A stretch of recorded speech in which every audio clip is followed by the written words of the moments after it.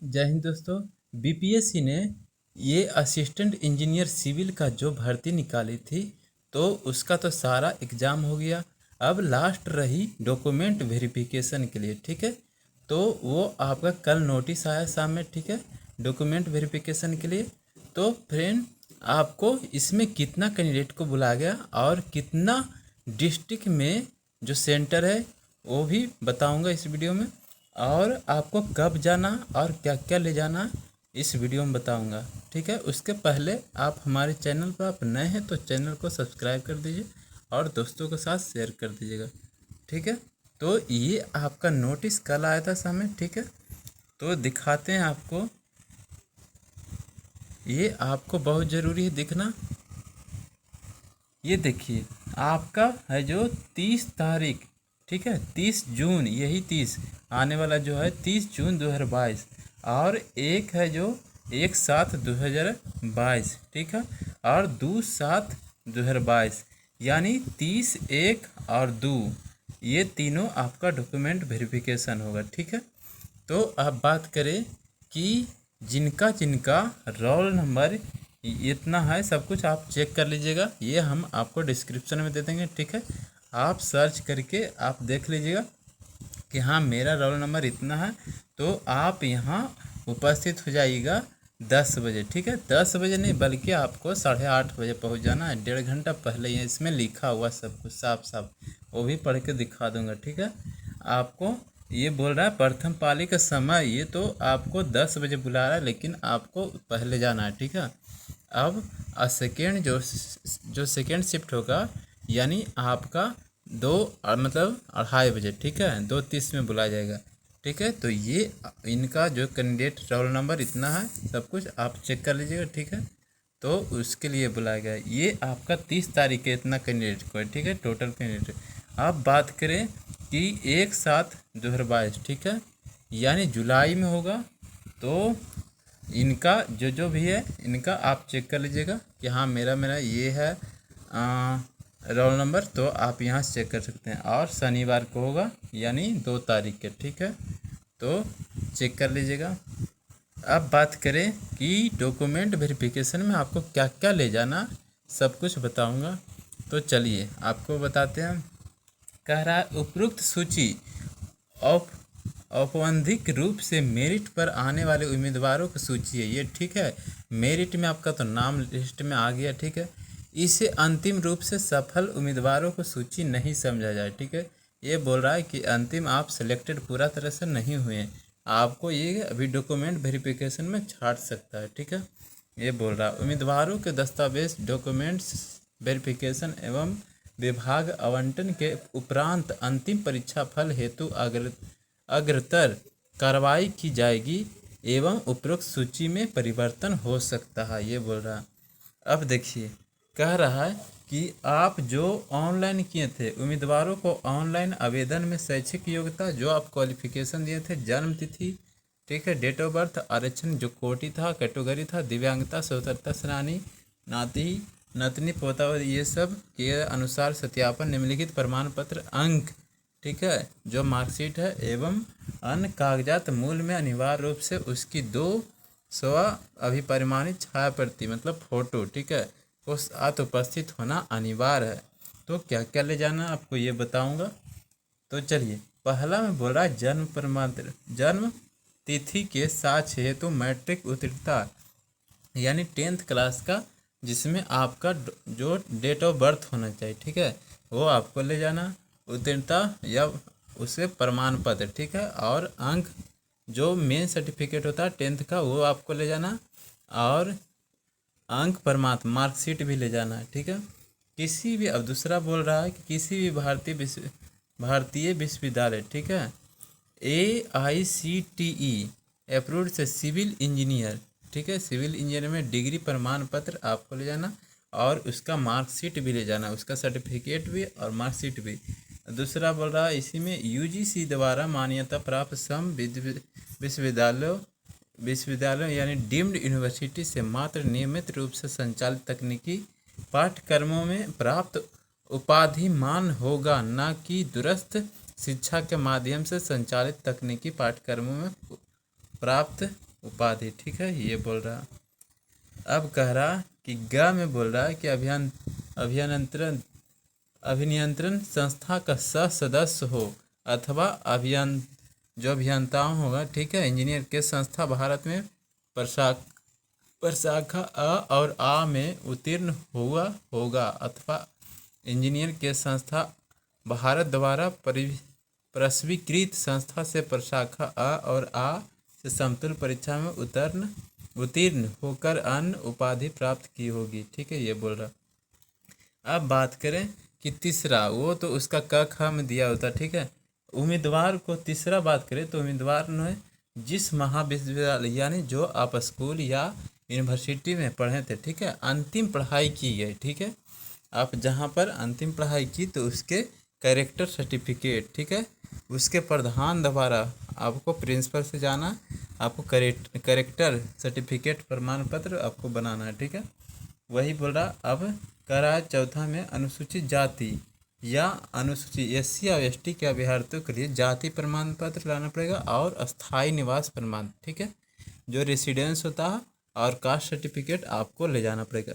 तो लेकिन बोल रहा है महिला के लिए जो फीमेल कैंडिडेट है उसके लिए पिता के नाम एवं पता से निर्गत होना चाहिए, ये जाति प्रमाण पत्र और निवास प्रमाण पत्र होना चाहिए, ठीक है, ये फीमेल के लिए बोल रहा था। और आपको जो मेल है तो आपको ऐसी चाहिए, ठीक है।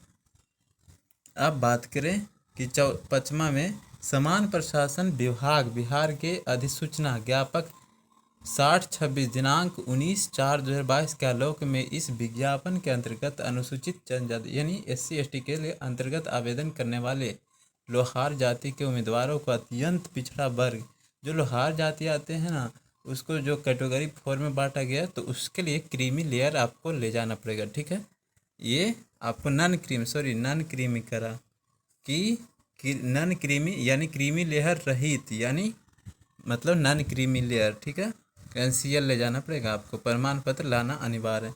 अब बात करें कि छठा में तो जो आते हैं पिछड़ा वर्ग, ठीक है, OBC यानी BC1 या BC2 वर्ग अभ्यर्थियों के लिए क्रीमी लेयर यानी उसको भी आपको ले जाना है NCL, ठीक है।